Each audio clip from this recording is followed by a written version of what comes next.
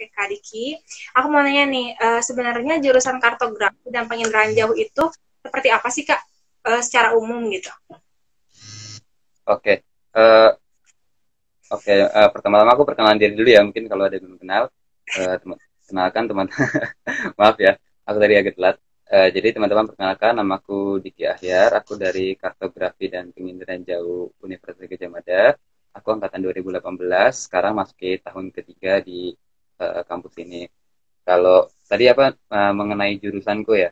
Kalau mengenai Yap. jurusanku di sini Kartografi dan Penginderaan Jauh itu mempelajari eh, ilmu seni dan teknologi tentang pembuatan peta serta bagaimana kita menginterpretasi atau mengetahui suatu daerah itu tanpa eh, apa ya tanpa observasi langsung ke tempatnya, jadi bisa melalui citra satelit dan lain-lain sebagainya gitu. Hmm, oke. Jadi Terus, spesialisasi khusus peta lah ya.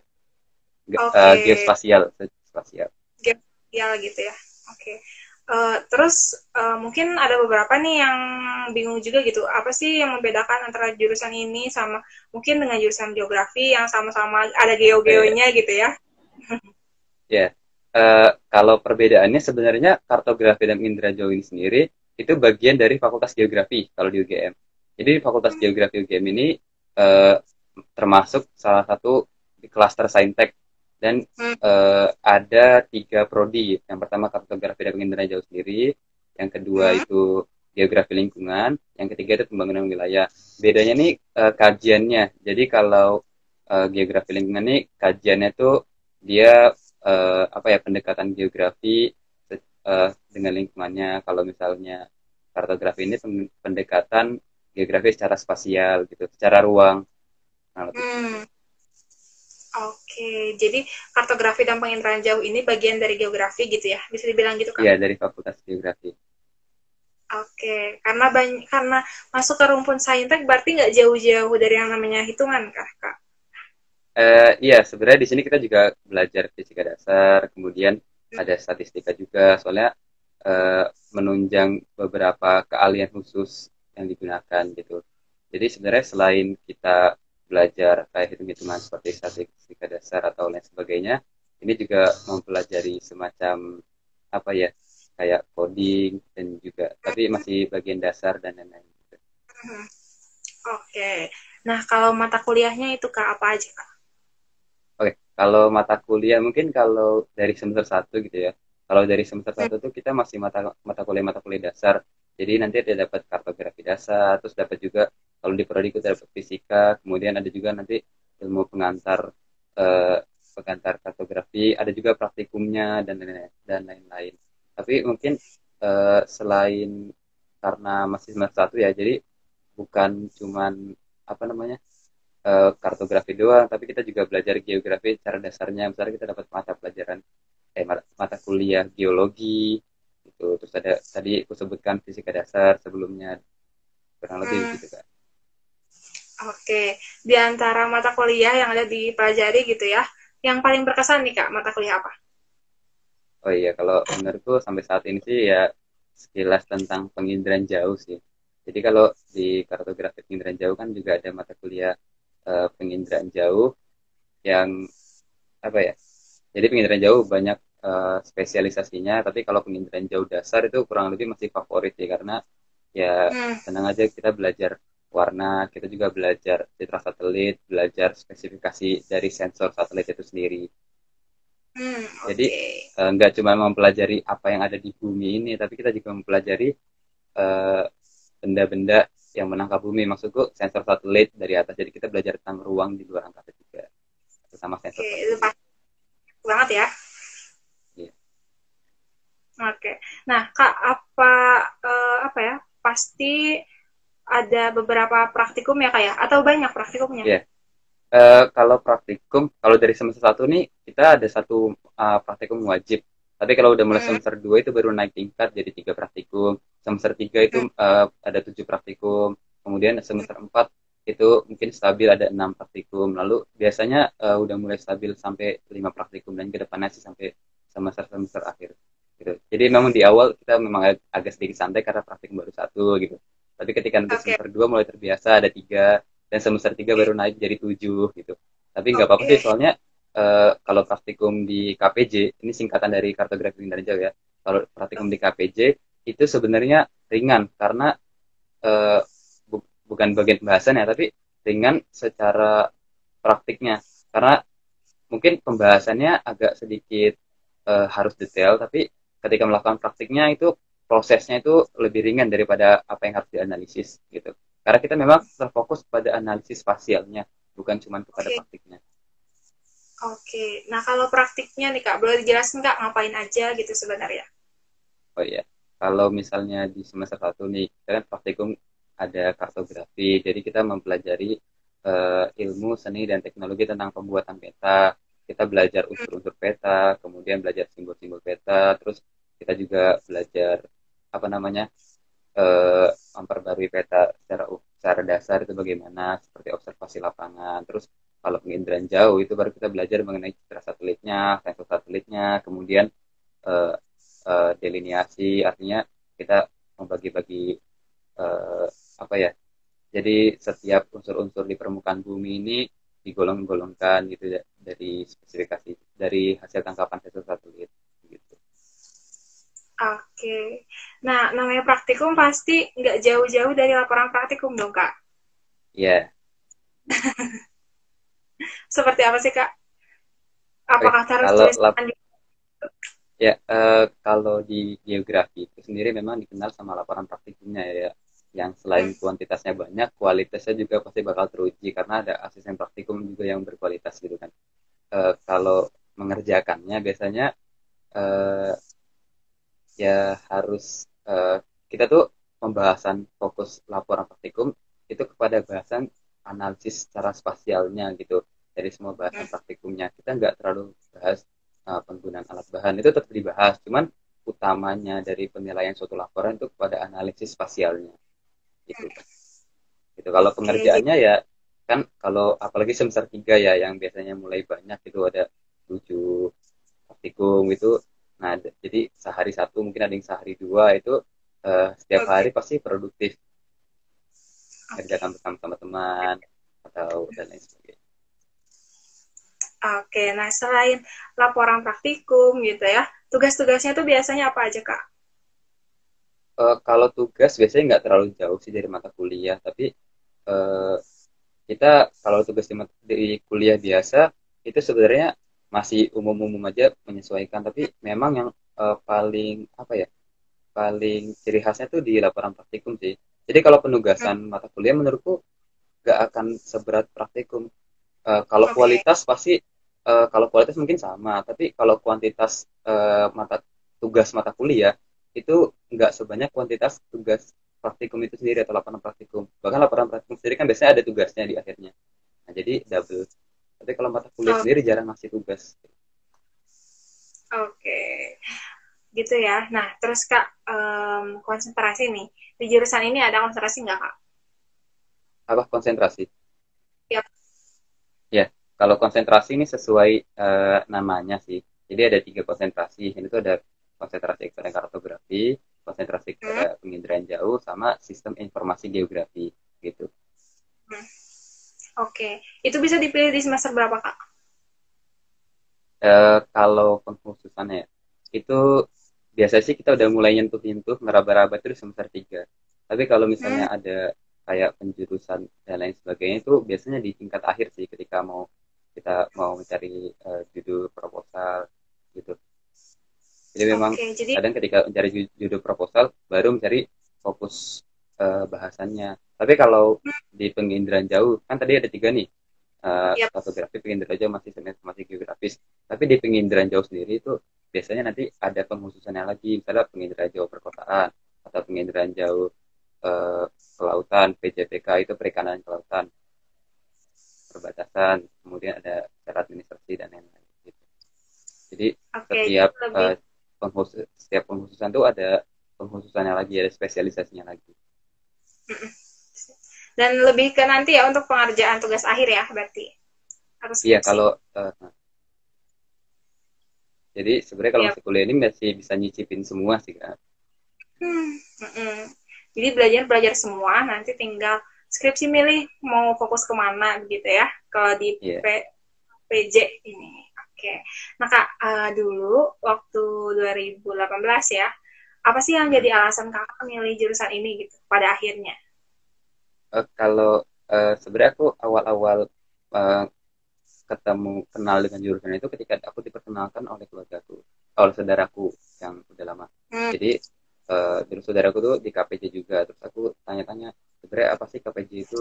Ternyata KPJ itu mempelajari peta, kemudian mempelajari citra satelit dan lain sebagainya. Terus aku mulai tertarik karena kan aku dari sebenarnya dari SD SMP tuh kadang suka lihat peta, bahkan ada gantungan peta juga di kamar dulu. Eh, Hmm. Terus aku mulai tertarik, aku mulai searching-searching KPJ itu apa sih. Terus ternyata mempelajari analisis spasial. Kemudian aku akhirnya tertarik, aku daftar lah di sini dan aku masuk di jalur ujian tulis. Oke. Nah, ngomongin tentang jalur masuk gitu ya Kak, ada apa aja sih Kak di Hmm. UGM ini khususnya di jurusan ini? Oh iya, kalau di jalur sains sih umumnya kita masuknya cuma ada 3 jalur sih, 4 jalur Oke. sebenarnya. Kalau Ah, mungkin kalau ada yang kurang ada yang nambahin bisa di komen ya. Pertama tuh ada ya SNM yang seleksi raport, yang kedua ada SBM itu seleksi ujian bersama, kemudian ada ujian mandirinya, terus ada jalur prestasi atau PBU-nya gitu. hmm. Jadi Oke. setahu aku sih ada 4. Tapi kalau mungkin ada jalur prestasi lainnya itu eh, ya mungkin bisa ditambahkan kalau ada yang tahu di komen. Oke. Dan pasti informasinya terpusat di websitenya UGM ya, Iya di um.ugm um.ugm.ac.id. ac.id. Iya. Oke. Nah, kalau seangkatan tuh Kak, biasanya penerimaannya berapa orang Kak? Kalau dari angkatanku sendiri, Hmm? prodiku ya, itu ada 79 orang. Tapi itu Hmm? karena ada beberapa yang memang berpindah, mungkin normalnya 80, 80 pas. Hmm. Oke. Tapi itu di Oke. prodiku. Kalau di prodi samping tuh ada yang lebih banyak, dia sampai 100 ada. Jadi total Hmm. satu angkatan 2018 Fakultas Geografi itu sekitar 200-an, 250-an mungkin. Jadi Oke. memang Jadi beda-beda. beda-beda dan pasti persaingannya ketat gitu ya untuk masuk ke ini, ke jurusan ini. Ya kalau melihat dari passing passing grade, bukan passing grade ya, tapi pendaftarnya ini sebenarnya Hmm? eh, punya beberapa peluang sih. Di sini tuh Hmm. masih bukan terasa asing, tapi orang-orang berpikir Fakultas Geografi itu cuma mempelajari tentang kebumian dan lain-lain. Padahal kalau kita telah lebih dalam itu ilmunya lebih luas. Jadi kayak ada mempelajari sistem informasi geografis, ada kartografi ini sendiri. Jadi memang kalau secara umum, apalagi teman-teman IPA, itu nggak tahu kalau misalnya Fakultas Geografi ini bagian dari Saintek. Ya aku Hmm. sebenarnya juga nggak tahu tuh awalnya. Cuman ketika aku searching-searching, oh Fakultas Geografi ini ternyata bagian dari Saintek. Dan mempelajari itu nggak cuma kebumian doang, tapi mempelajari banyak hal lain. Hmm. Oke. Nah Kak, aku mau tahu nih Kak, selama 4 semester ini gitu ya, suka duka kuliah di jurusan itu apa Kak? Oke, apa ya? Kalau sukanya dulu kali ya. Kalau Boleh. sukanya itu sendiri ya sebagaimana anak kuliah biasa, relasi banyak. Terus kalau sukanya itu ya di sini tuh kakak tingkat, terus dosen-dosennya itu sama-sama berbaur gitu. Jadi kalau misal aku nanya atau aku diskusi bersama itu tuh nggak canggung. Terus mereka juga apa namanya memang suka saling ngajarin juga. Terus biasanya asisten praktikumnya juga paling cuma beda 1 tahun 2 tahun di atas gitu. Jadi ketika diskusi mengenai ilmunya itu masih enjoy karena uh, gapnya tuh nggak terlalu jauh gitu. Kan biasanya ada tuh yang asisten praktikumnya bahkan udah S1 gitu biasanya ada. Itu sukanya. Terus ya selain pertemanan banyak juga prospek kerjanya itu sebenarnya cukup luas di sini tuh karena Hmm. eh, banyak banget dibutuhin ahli analisis spasial. Masih Oke. banyak dibutuhin. Itu prospek kerjanya ada di BIG atau BMKG, kemudian ada di apa namanya di pemerintahan dan lain sebagainya. Kalau dukanya mungkin eh, di sini tuh kamu dituntut untuk produktif gitu ya. Dalam artian semakin lama semakin naik semester kamu itu nanti tanggungan kamu tuh juga semakin lumayan gitu, semakin meningkat juga. Jadi ketika kamu naik tinggi tanggungan kamu juga semakin tinggi juga sesuai dengan standar Hmm. kenaikanmu, dan tingkat produktivitasmu juga pasti bakal tinggi juga. Jadi dukaku ya mungkin apa ya, jam kerja yang nggak benar, maksudku jam kerja yang nggak teratur itu bisa menjadi salah satu kedukaan, karena justru nanti ngerjain apa-apa deadline, kemudian selain deadline juga eh, ya gitu deh mungkin eh, gimana ya, dukanya kadang kita harus buru-buru, kadang kita saking Hmm. deadline-nya tidak menyempatkan waktu untuk istirahat gitu, bahkan Oke. untuk ikut organisasi atau kepanitiaan, tapi itu kalau manajemennya tutup. Hmm. Oke. Jadi ternyata lingkungan akademiknya mendukung banget gitu ya, karena saling membantu, baik itu kakak tingkat sama kakak Iya, tingkat juga. Oke. Nah, tadi juga disinggung tentang prospek kerja nih, Kak. Nah, aku pengen tahu kan nih, Kak, prospek kerja sama alumni itu biasanya kerja di mana sih, Kak? Secara lebih detail gitu. oke. Kalau misalnya ini kita biasa di pemerintahan, ya Hmm. di pemerintahan ada, terus di apa namanya, di swasta, badan-badan swasta juga ada, misalnya kayak Esri Indonesia Hmm. atau Esri pusat di luar, terus kemudian ada di Badan Informasi Geospasial atau BIG, kemudian di BMKG, Badan Meteorologi, Klimatologi dan Geofisika, kemudian ada juga Hmm. di eh, misalnya di kedinasan, di pemerintahan juga ada. Jadi sebenarnya prospek kerja ini luas, di swasta-swasta Hmm. juga ada biasanya yang apa namanya, eh, perusahaan-perusahaan swasta yang bergerak di bidang GIS gitu, Geography Information System, itu eh, banyak banget perusahaan-perusahaan swasta yang membutuhkan ahli-ahli analisis spasial gitu. Oke. Karena Dan biasanya dari memang, eh, ya karena ya biasanya gimana, dari Kak? karena biasanya dari hasil analisis spasial tuh eh, apa ya, ditemukan sebuah permasalahan, nanti biar bisa membuat sebuah kebijakan baru. Dan dan untuk eh, lulusan dari jurusan itu memang masih banyak dibutuhkan ya, Kak, ya, di lapangan kerja ya. Ya, Oke, ini Kak. Pertanyaan terakhir nih Kak dari aku tentang rencana dan harapan setelah lulus nih Kak. Seperti apa? Boleh di-share Kak? aduh. Ya, kalau misalnya ini mungkin sebenarnya terlalu jauh ya pertanyaannya, karena aku juga masih mahasiswa semester tengah gitu. Tapi kalau Iya. rencana ya mungkin eh, ini rencana sekarang, persiapan rencana ke depan itu dari sekarang Hmm. mungkin harus aktif di akademik, aktif dalam makin artinya itu misalnya ya bisa jadi kita eh, apa namanya, misalnya mendaftar jadi asisten praktikum, nanti itu bisa jadi suatu pengalaman dan itu bisa jadi suatu ketertarikan ketika nanti kita mendaftar di perusahaan gitu, terus kemudian ikut-ikut lomba dan lain-lain. Kalau untuk prospek kerjanya itu sebenarnya nanti mengikuti sih, jadi kadang tuh di KPJ sendiri sebelum apa namanya, sebelum wisuda juga kadang ada teman-teman yang udah kerja, ada yang udah proyekan, itu karena memang Hmm. eh, SDM yang minim di Indonesia ini, tapi peminatnya itu banyak Oke. gitu. Jadi Oke. biasanya kadang ada mitos nih, teman-teman KPJ itu lulusnya lama, ya itu mungkin Hmm. karena ada yang beberapa termakan, nggak termakan juga sih, tapi ada yang fokus pada proyekan terus, karena memang prospek kerjanya yang luas dan SDM-nya itu diminati sangat besar, cuman SDM yang tersedia itu masih minim di Indonesia. Oke. Tuh. Makanya kenapa Presiden Jokowi pada tahun 2017 atau 2018 itu ya membuat kebijakan satu peta itu sebagai Hmm. langkah apa namanya, peningkatan SDM JIS di Indonesia ini, kemudian juga untuk memetakan batas-batas Indonesia gitu, biar tidak terjadi, biar meminimalisir konflik perbatasan dan lain sebagainya gitu. Nah, salah satu prospek utama tuh kita juga bisa memantau pergerakan suatu apa ya, misalnya bukan benda ilmiah sih, kayak misalnya di virus corona ini kan, virus corona ini bisa Hmm. kita petakan daerah-daerahnya, mana daerah zona hitam, zona kuning atau zona hijau, itu melalui Hmm. analisis spasial namanya, analisis secara Oke. keruangan. Jadi apabila ada data yang data yang didapat itu misalnya sudah sesuai persentase atau ini dapat baru persentasenya berapa berapa berapa, itu Hmm.